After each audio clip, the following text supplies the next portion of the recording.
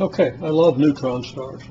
We have a neutron star, and from information on the energy being emitted from the nebula in which the neutron star exists, we find that the energy given off by the nebula should be equal to the energy lost by the neutron star. Neutron star is rotating at 0.03, well, a rotation every 0.03 seconds, which gives it a rotational frequency of about 30 rotations per second.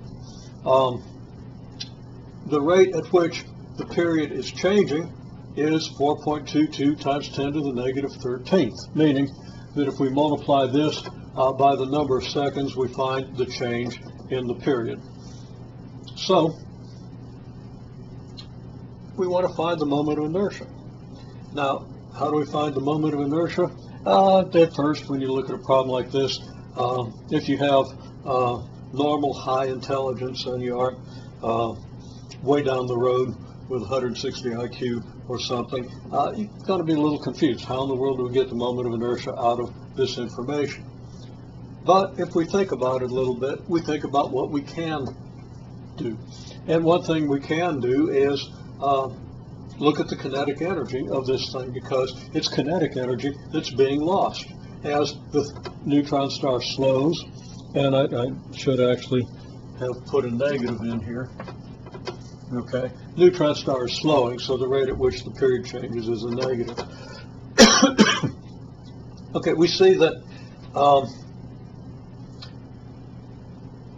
since the energy being given off depends on the energy lost by this rotating star with a mass somewhat exceeding the mass of the sun, it's the change in kinetic energy that gives rise to this power that's being lost, the energy being lost per unit of time. So, question is now, if kinetic energy thing is 1/2 I omega squared, all of a sudden there we do have a connection with I. And that's not too deep. You don't need 160 IQ to see that. You just need a little experience and understanding of how these things are related. So if we can get the rate of kinetic energy change, which we ought to be able to do because we know how fast it's rotating. Well, we do know what the rate of kinetic energy change is. If we get the rate of change of omega, then we're going to be able to infer something about the moment of inertia. Okay, so at what rate is the kinetic energy changing? We have two possible answers. Okay, the rate of change of kinetic energy is this many watts. Okay, well, the kinetic energy is 1/2 I omega squared. What's the rate of change of kinetic energy? It's the change in kinetic energy divided by the change in clock time. The change in the kinetic energy should be obvious from this expression is 1/2 I times omega f squared minus omega I squared divided then by delta t. So for any time interval, we divide the change in the kinetic energy, which is this, by the change in time. Now, we can get fancy with this, but let's just say, okay, let's let delta t be 1 second, because that's going to be as good as anything. Not as general, but as good. Then, and of course, this could apply to any delta t, but 1 second is going to be an easy time interval to work with. Omega f is going to be omega I plus delta omega. You're going to have some change in omega. And that change in omega is just going to depend on the change in the orbital period, which is going to change the orbital frequency in a way that gives you change in omega. Because, okay, well, anyhow, delta omega is, for 1 second, going to be this. Okay, it's negative 4.22 times 10 to the negative 13th revolutions per second. Then the change in omega squared, delta f squared minus delta I squared, we just square this quantity. We're going to get omega I squared plus 2 omega I delta omega plus delta omega squared. When we subtract omega I squared from that, we're going to be left with negative 2 omega I delta omega minus delta omega squared. Now the delta omega is going to be very small. So when we square it, it's going to be completely negligible.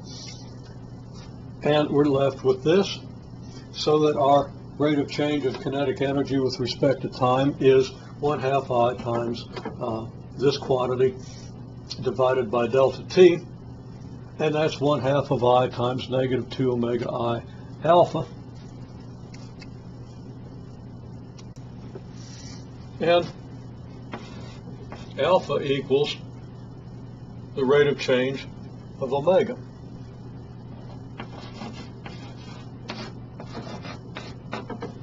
And what is d omega dt? Well, you're going to find that from this, okay?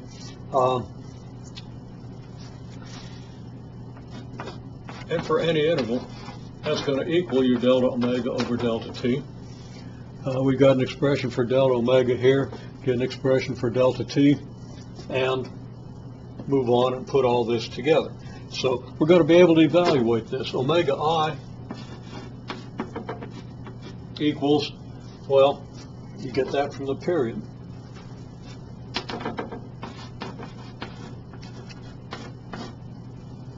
Okay, the delta omega over delta t we've already seen, and that's as far as I'm going to go. Remember, this is a textbook problem.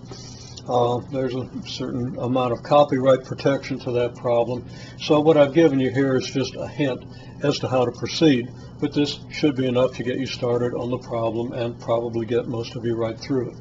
Again, questions are always welcome.